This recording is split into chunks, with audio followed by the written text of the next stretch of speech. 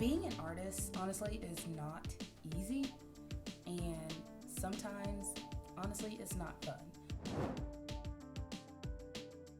As a small artist, you can kind of feel like in the small patch, or in the small group of fish in the big artist pond. And a lot of times that can feel overwhelming. In our community, I feel as though we should all stick together and collaborate. So if you're a small artist, no need to fear or worry, because I have some tips and tricks that can help you grow as a small artist. First up, of course, is you have to network and collaborate. Now, what I mean by this is you kind of have to put yourself out there.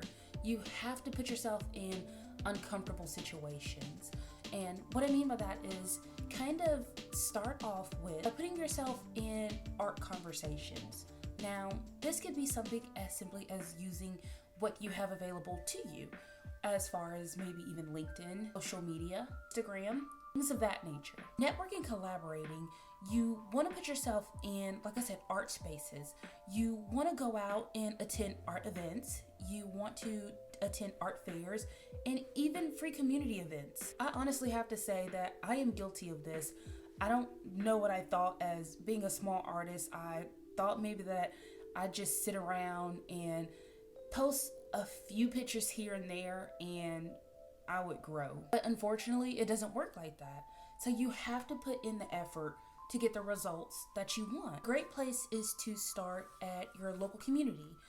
Look at your newspapers or go to your county commission's office. These places will have all the details and all the scheduled dates on when art events are coming near you. Now, the second thing I recommend is to build a strong online presence.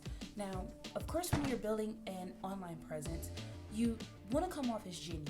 You want to come off as though you're there to help people and to also showcase your work and your abilities. Doing this, you can create an online website or you can create an online portfolio. Now, some may say the two are the same, but I look at them as being two totally different things.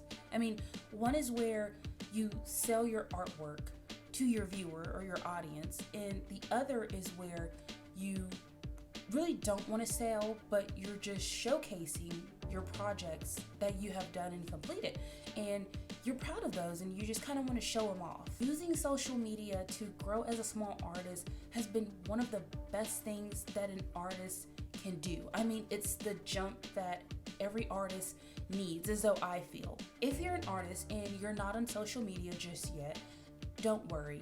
What I always like to do is to recommend that you kind of do your research first. Figure out which platform you would like your art to be presented on, whether it's Instagram, Facebook, YouTube, whichever platform you choose.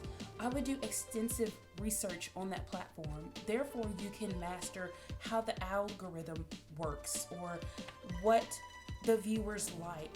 Because although it is social media, each social media is different from the next. The next step that I recommend does kind of correlate with step number 2, and it is to get your art effectively. Going back into that, when you set up your online shop or you start creating content on your social media platform, you want to be able to market your art effectively. It's important that once you start to see that you have an audience, it's important that you kind of study that audience. What do they like? What don't they like? Also recommend that running promotions or special deals or special offers also get your viewers excited, such as email newsletters can also help. This shows your viewers that you are consistent, that you are showing up for them, and that you are pushing out art and content because that's what they like to view. That's what they have shown interest in. Limited edition art or even special offers or discounted items are also a good way to get your viewers excited about what you have coming. Number 4 on the list that I recommend is create a consistent brand. So when you're building your brand, you want to be as frank and as clear as possible to your viewer or your selected audience on who you are, what you sell, and what your overall goal and motivation is. Nothing beats a strong personality and someone that is just genuine. So I am talking to you, you should feel as though you are directly talking to the person that you're selling to. You should feel as though you can market to the very person or the person that you have in mind, the ideal customer. Also, developing a unique style also can help your brand stand out. So as far as if you were to pick your business colors for pink or blue or orange or red, a lot of businesses have those colors. So how can you make yourself and your business unique so that way you stand out against the crowd? Getting a consistent brand is also showing up and being consistent. Consistency shows your viewer that you are there, you're showing up every day, you're putting in the effort to be there for them and to show them that this is actually doable. So many times and so often that we get so much on our plate, we get so excited and we have 1,000 other things to do, and sometimes it just doesn't feel consistent. I also recommend that you set goals, and I mean realistic goals, to where you don't feel overwhelmed or you don't feel like you're gonna burn out soon. Take some time to actually write down or look at how much time and space you have that you can actually put this business into play and actually show up for your business and be there constantly without being burnt out. Now, number 5 also goes back to number 1, but number 5 is building strong relationships. Now, like I said in the beginning of this video, networking is important, but I can network with you one day and talk to you another, and that could be the end of the conversation. That could be the end of our collaboration. If I don't build that strong relationship with you, if I don't build that trust, that consistency with you, you would probably feel as though I'm not serious about my business journey, my art business. You would probably feel as though I don't take my passions or my goals and ambitions seriously. And so you want to remain consistent in that area as well. This shows other people and brands and businesses that you are serious and you are ready to show up and show them the things that you're able to create. Building strong relationships could be being genuine, engaging with your followers, engaging with your audience, and letting them know that, hey, I see your comment, I see your likes, I see your questions, your comments, and I am excited and I'm eager to answer those and interact with you because I'm curious to know what you like that I put out. What kind of content do I create? What kind of art do I make that you really enjoy?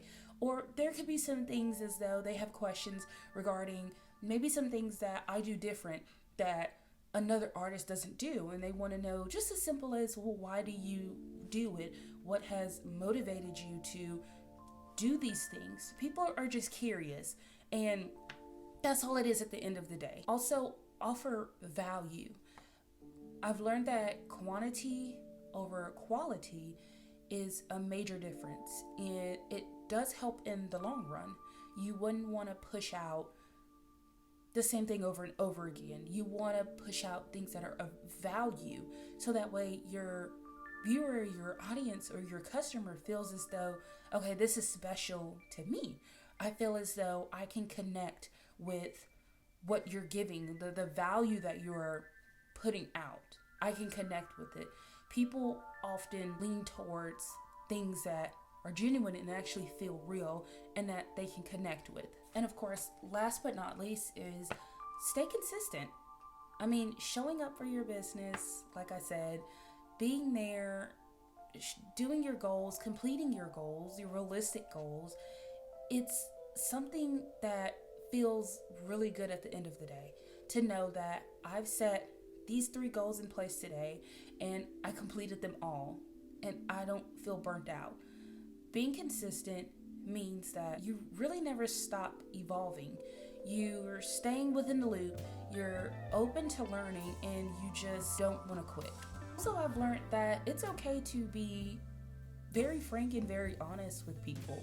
I mean, as I go along and I learn my art journey, that it's okay to make mistakes.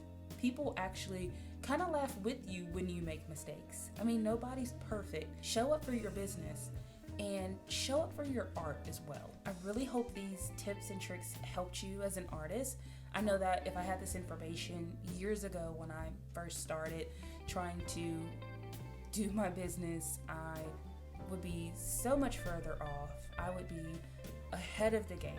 But that's the thing, as we learn, we can go through the path, and it's important to teach people that are behind you, that are coming in, so that way you can help them kind of miss the trip ups. Leave a comment down below on some tips and tricks that helped you as an artist, whether you're in your beginning stage of starting your art business or you're a full-blown professional artist. I'm eager to hear from you all and see where everyone is at in their journey with doing art. We'll see you guys next video.